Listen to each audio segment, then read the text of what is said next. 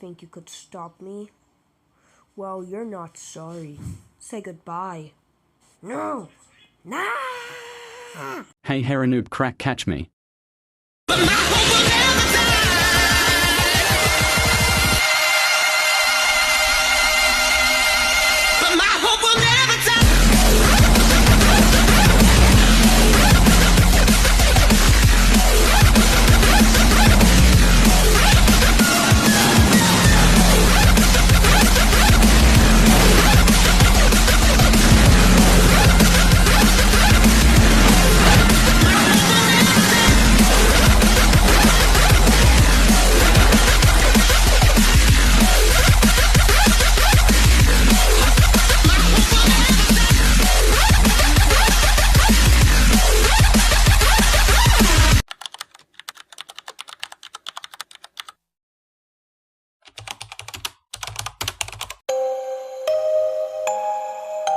I can't believe he sacrificed himself. Oh, the NPC. I'll never forget about you. He did, but he tried to save you, Carl. He did try to save me, but they both died. I think we should go. Let's go to the spaceship we got.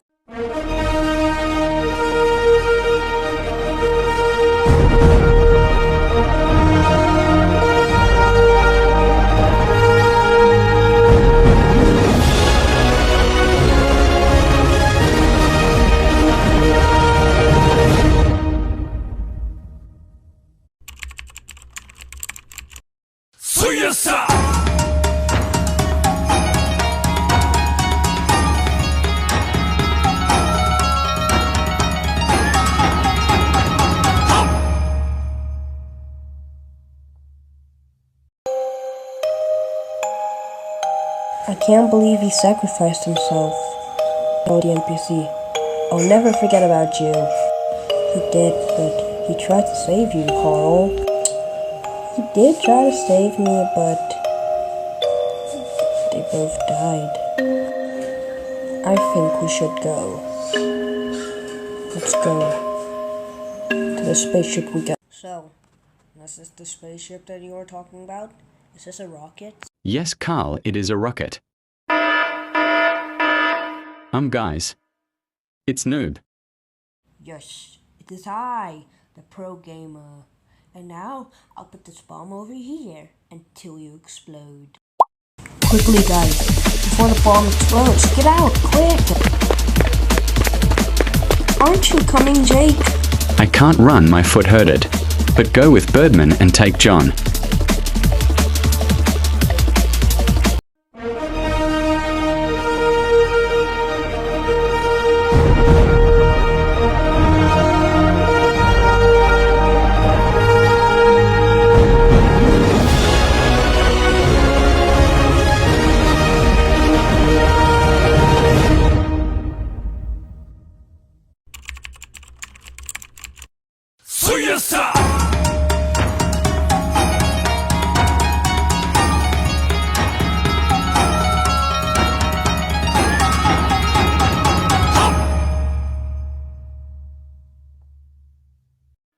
It's Noob. Yes, it is I, the pro gamer. And now, I'll put this bomb over here until you explode. Quickly, guys, before the bomb explodes, get out, quick! Aren't you coming, Jake? I can't run, my foot hurted. But go with Birdman and take John.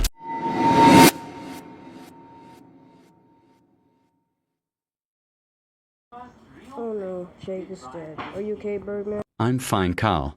By the way, I'll tell you how you are created, Carl. How did you know how I was created? But anyways, let me hear.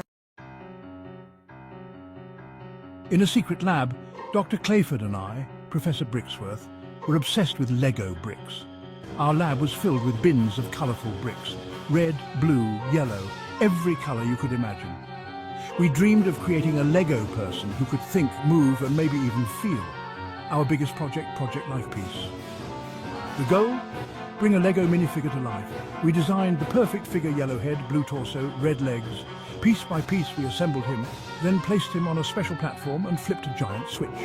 A beam of energy zapped the figure. Suddenly he stood up, blinked and took his first steps. We named him Bob. It worked. Bob could walk, talk and build anything we asked. But something was missing. Bob never smiled, never laughed, never showed any emotion. He was perfect, but too perfect, like a computer program in a plastic body. We realized our work wasn't finished. Bob needed more than movement and speech. He needed a spark of life, a heart.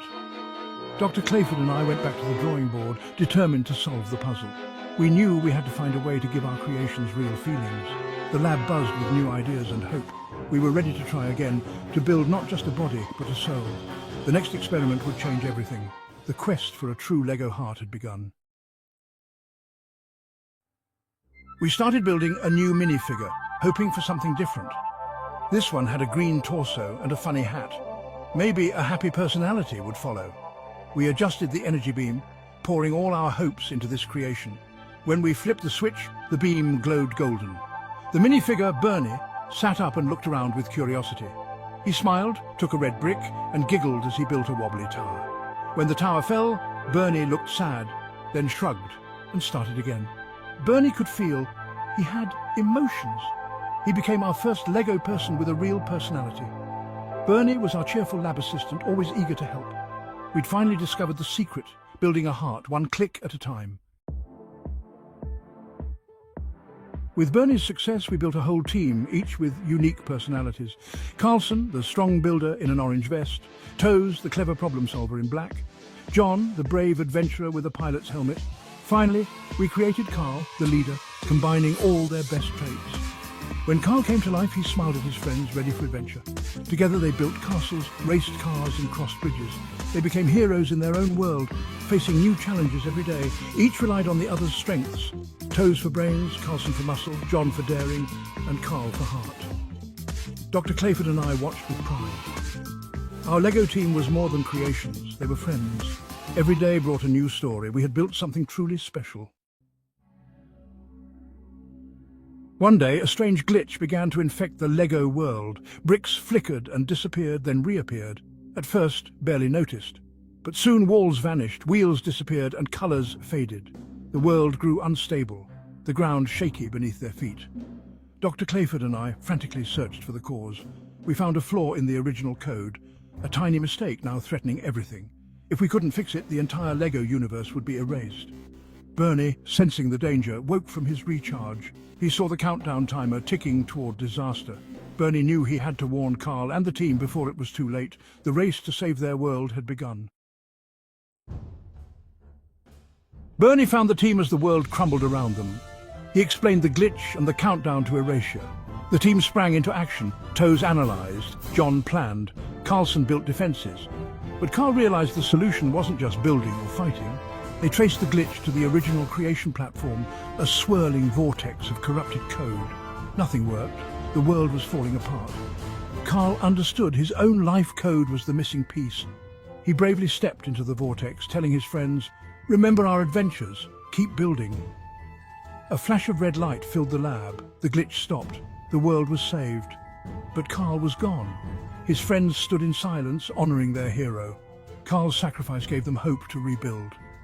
Together, they started anew, one brick at a time.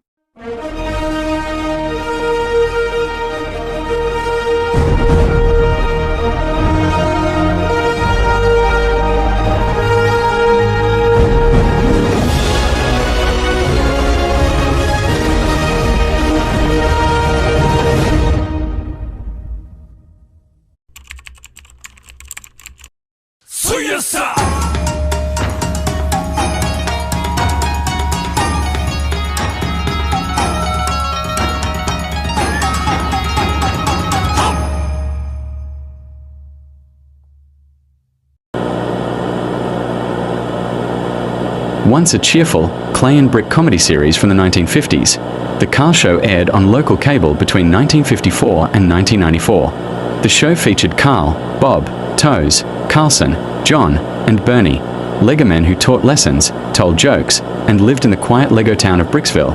But something changed in 1989.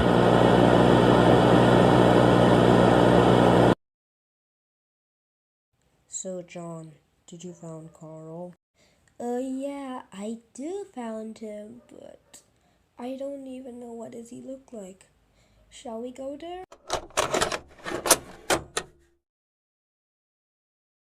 Once upon a time, there was a Lego man named Carl. He was mysterious, different, and very cool. But he was very sad because he wanted a friend to play with him. So there was a mysterious Lego man named John. And then they had fun together. Then Carl smiled and said, "Thank you for being my best friend." And then there goes another one named Carlson and another one named Bernie. And then Carlson said, "Let's have fun." And Bernie said, "Yeah." And then Carl said,